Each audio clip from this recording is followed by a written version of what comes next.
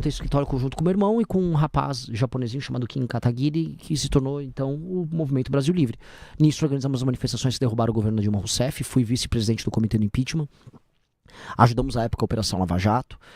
Bolsonaro ganha, nos tornamos oposição ao governo do Bolsonaro, e aí apanhamos de direita, apanhamos de esquerda, apanhei de todo mundo, e eu percebi que não adiantava só ficar batendo e apanhando sem propor nada. Então precisávamos ser um partido político, e aí a gente veio com a ideia maluca de montar um partido político num país em que é quase impossível montar um partido. Juntamos a nossa militância em todo o país, coletamos assinaturas, fizemos um partido com o maior número de assinaturas validadas no menor tempo possível, o único ter sido montado em todos os estados da federação, o que é um mérito, porque uma parte monta só nos 9 obrigatórios por lei. E aí nos colocamos como uma alternativa, e acho que estamos indo bem até aqui.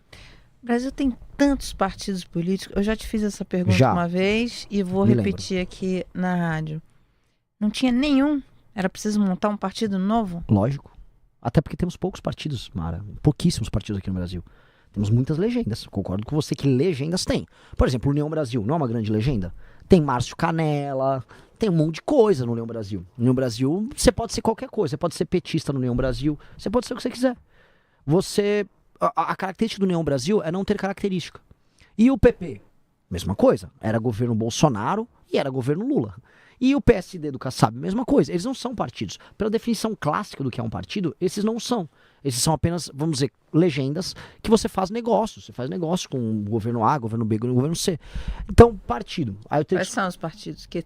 Partidos que existem hoje? Vamos lá. O PSOL é um partido, o PT é um partido, e o Partido Missão é um partido. Então, de direita só tem omissão? Sim, na verdade, de direita ou centro só tem omissão. E aí você tem 2 partidos de esquerda. Porque também tem a questão de relevância. Eu acho que, por exemplo, o PSTU é um partido verdadeiramente trotskista, mas eles não existem no debate público. Então, E o Novo? O Novo é uma legenda de centro. Uma legenda. Ele é uma legenda, porque ele não tem uma... Qual a visão de mundo do Novo sobre educação? Qual é o projeto do Novo pro Brasil? É do tipo, vou ajudar o Bolsonaro. Porque eles são caudatários do bolsonarismo. O problema do Novo é isso. Eles até surgiram para ser um partido. Mas o Zema agora rompeu com o Bolsonaro. Rompeu. Ele vai falar que foi muito inadequado o Flávio Bolsonaro, sei lá, receber milhões do Vorcaro. Olha, tá inadequado isso aí, hein? Pô, né? É difícil, né? Acho que é mais do que inadequado. É criminoso. E tipo assim, o Zema não vai falar nada do Márcio Canella. O Zema não vai falar nada que assim, que o TH Joias, que é do Comando Vermelho, e o Bacelar, que foi apontado pela Polícia Federal como operador político do Comando Vermelho no Rio de Janeiro, que eles eram os aliados do Flávio. Eles não vão comentar? Ou ele vai falar que foi inadequado? O Flávio tá sempre cometendo coisas inadequadas. Né? Pô, gente, vamos ser sinceros, tem que dar nome aos bois. A gente vai ficar aceitando que o campo da direita seja dominado por um criminoso, que é isso que é o Flávio?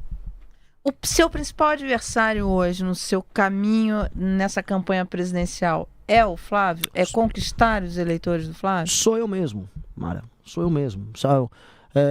Eu me tornar mais conhecido. Meu adversário sou eu, porque eu sou uma pessoa difícil, sou uma pessoa pontuda, sou uma pessoa que arrumo brigas, eu não sou um cara... Eu tava lá ontem reclamando do Neymar, as pessoas falam, não fala mal do Neymar, mas é que eu não consigo ver mérito ali. Então, eu sou um cara difícil. Meu maior adversário sou eu, porque as ideias que eu defendo estão todas certas.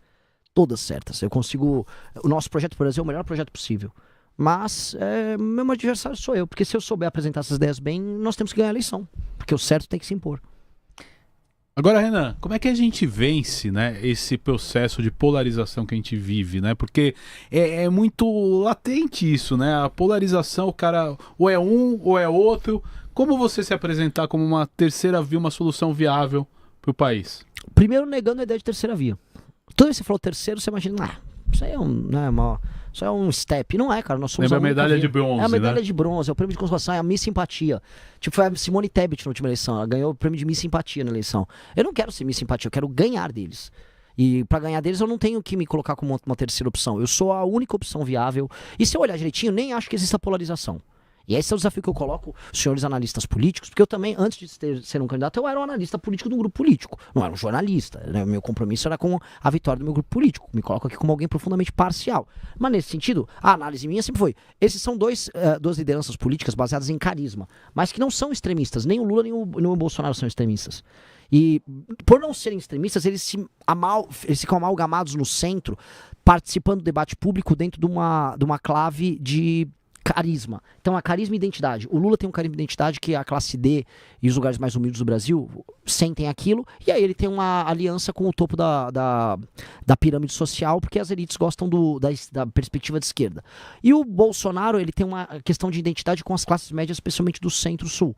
Então, são duas identidades, mas não são dois extremistas. Então, o meu discurso é muito mais duro do que o dos dois.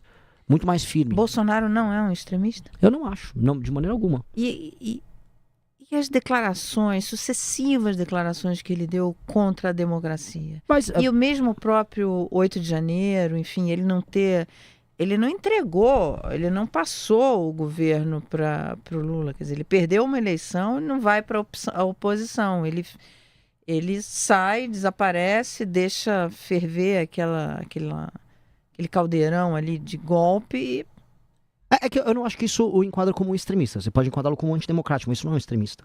São duas coisas diferentes. Vamos supor, ele é um extremista de direita. Ele não tem um discurso, sei lá, racial, extremado, que muitos movimentos que a gente pode enquadrar como extrema-direita têm.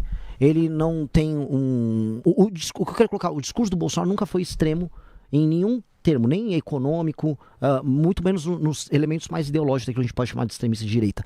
E eu posso pegar, se eu for fazer o mesmo paralelo, eu posso pegar declarações profundamente antidemocráticas e alianças antidemocráticas do próprio Lula dentro do campo da esquerda da América Latina. E a real é, se eu enquadrar ambos como latino-americanos, o que mais tem é violações da democracia no nosso continente. A gente está vendo agora o presidente da Colômbia querendo se negar a passar o cargo. E eu acho que o Petro é um extremista. Não é um esquerdista, ele é bem ideológico, mas... Eu acho que é outra coisa, acho que é uma característica inata do político latino-americano, que é não gostar da democracia, não respeitar os rituais, como você citou. E você? Mas isso não enquadra como um extremista. Você é um democrata? Sou um democrata. Sempre fui isso, desde a época da faculdade. Desde a época da faculdade. A primeira ação que eu tive na minha faculdade foi participar de eleições e... Uma das coisas que nós fizemos para melhorar a qualidade da democracia na minha faculdade foi instituir o segundo turno nas eleições para o centro acadêmico. Então, a atividade democrática tá, vamos dizer, no meu DNA desde quando eu era um estudante. E o que eu acredito é, por entender a democracia como um regime que precisa ser funcional, eu acho que ela precisa ser corrigida e melhorada nas suas falhas, como nós vemos no Brasil. Que é o que eu sempre falo, por exemplo, que nós temos hoje um Brasil, um regime democrático que é nominal, que é baseado em compra de voto e em concentração de poder em partidos. Portanto, é uma democracia doente, uma democracia disfuncional. E eu tenho que criticar se eu quiser melhorar ela. Então, são coisas diferentes. Eu não quero abolir a democracia de maneira alguma. Eu acho que regimes que têm alternância de poder são os únicos regimes que permitem que você consiga respirar caso você tenha um governante ruim. Então, é muito engraçado você falar assim, eu quero um regime que só eu fique no poder. Legal, bacana. E se você for o Hugo Chávez, estamos ferrados, né? Então, a ideia de alternância de poder é muito boa por causa disso. E a questão, né? Como é que você vê o que a gente precisa evoluir, por exemplo, na questão econômica? Muita coisa. Eu acho que o Brasil tá quebrado. A gente tem que entender assim, o Brasil tem uma rota de colisão e a curva de juros futuro, com as expectativas internacionais e nacionais sobre isso, já estão nessa linha. Por quê? Porque o Brasil ele tem um modelo de gastos públicos baseado em gatilhos automáticos para aumento de tudo. Então, isso faz com que os gastos obrigatórios eles vão aumentando sozinhos e ou você aumenta a arrecadação, ou que uma hora vai chegar no limite, porque a economia está fragilizada, ou você quebra, e que é o que está acontecendo. Você está indo numa rota de colisão, a dívida já está na casa dos 10 trilhões, ela está subindo e a trajetória de subida da dívida comparada com o PIB, ela está muito grande. Então, o que você precisa fazer? Uma reforma fiscal baseada na despesa, ou seja, tem que cortar despesas e desamarrar o que a gente chama de gatilhos obrigatórios de aumento de despesa. Então, a gente tem esses gatilhos nas áreas mais diversas, por exemplo, as vinculações ao orçamento da saúde e educação, que aumentam automaticamente. Você tem os gatilhos de aumento, por exemplo, para BPC e aposentadoria baseado no aumento do salário mínimo, que até faz a pessoa falar, mas o aposentado, ele ganha mais no Brasil do que outros lugares do mundo. Não ganha. Porque o Brasil é o único lugar que aumentou o salário mínimo e você aumenta a aposentadoria. A gente inventou isso aqui. Só que quando você faz isso, você aumenta os gastos públicos de tal maneira que você tem que ter juros altos e você tem, no fim, aumentar a arrecadação para bancar isso e aí você aumenta os impostos. Ou seja, o dinheiro que a pessoa está dando com uma mão, você tira com a outra. Então é ilusório. Então o aposentado está sendo enganado. Ô Renan, eu acho interessante, a gente já conversou algumas vezes, e eu acho interessante quando você coloca essas suas propostas econômicas, porque elas são muito impopulares. Sim. Como é que você espera vencer eleições com medidas impopulares? Falando na campanha medidas impopulares. Porque qual é o outro caminho? o caminho que vários políticos fazem, não toca nesse assunto ou joga para depois, ou não fala isso. A gente já viu isso em campanhas passadas. Políticos que falavam contra os juros e assumiram aumentando os juros. Mas que eu não acho que isso é certo, né? Eu posso estar sendo meio poliana, meio iludido, mas eu vou mentir. Eu prefiro ser altamente verdadeiro no que eu tô falando. E eu não acho que eu vou perder votos avisando as pessoas, vai precisar fazer isso, só que vai ser melhor. No curto prazo vocês vão brigar comigo, mas no médio prazo vocês vão ver que eu tô certo. Você falou da questão fiscal e essa vai ser a principal questão do próximo presidente da República.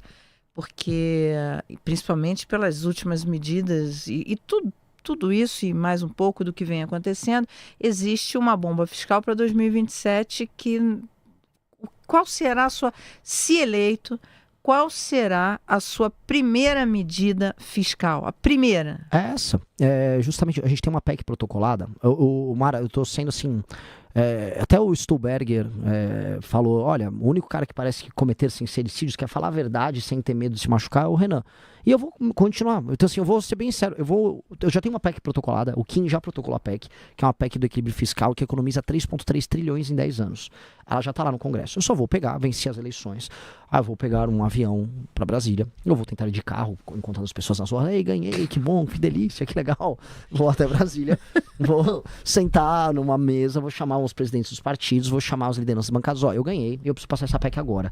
Eu vou fazer tudo o que for necessário para passar essa PEC agora, porque isto aqui vai tornar o Brasil um lugar viável do ponto de vista econômico. O que diz a PEC? A PEC, aí muitas coisas. Ela tem uma reforma previdenciária embutida, paramétrica, mas tem. Ela tem embutida as desvinculações e desindexações, ou seja, que ela elimina gatilhos do salário mínimo para aposentadoria e BPC. O salário mínimo ele vai poder aumentar mais e mais. A pessoa vai sentir o ganho real do salário mínimo, que é maravilhoso. Para o trabalhador isso aqui é uma notícia fenomenal. Fenomenal.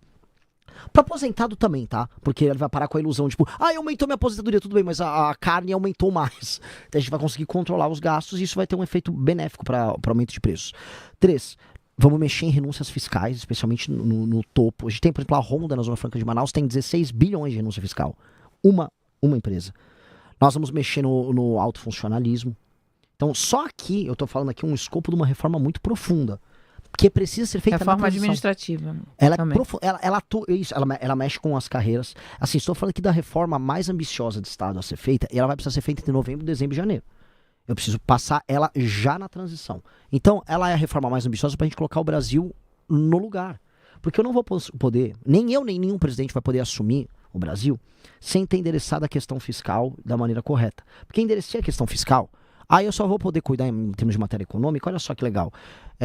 Em ter segurança jurídica para que os investidores nacionais e internacionais possam colocar o dinheiro deles aqui, e reformas de competitividade na área trabalhista, trazer os investimentos para a parte de infraestrutura de transportes e infraestrutura de energia, para baratear o tal do custo Brasil, e aí eu posso instalar empresas. Aí o trabalho do presidente passa a ser um trabalho normal. Hoje o trabalho nosso é tipo, tem que correr com uma reforma, tô desesperado porque vai quebrar, a gente tá sempre às vésperas de quebrar.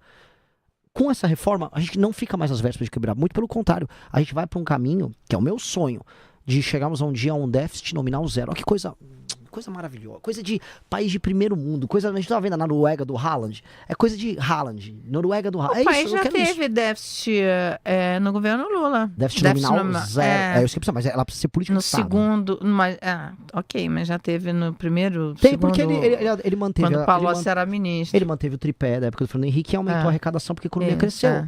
Veja só, eu quero isso. Só que entendendo assim, que os gatilhos automáticos daquela época não forçavam tanto porque a população era mais nova, não tinha tanta gente aposentada, ou o PT não tinha estourado as contas públicas aumentando os gastos como ele aumentou. Era um começo de governo Lula. Então você quer ser o governo Lula do começo? Não, eu quero ser o governo Renan, que vai pegar todas as tralhas do governo Lula e vai ter que corrigir, porque ele pegou um governo Fernando Henrique antes, né? Aí ele pegou babinha do boi, né? Ele pegou um governo que ficou fazendo ajuste por 8 anos...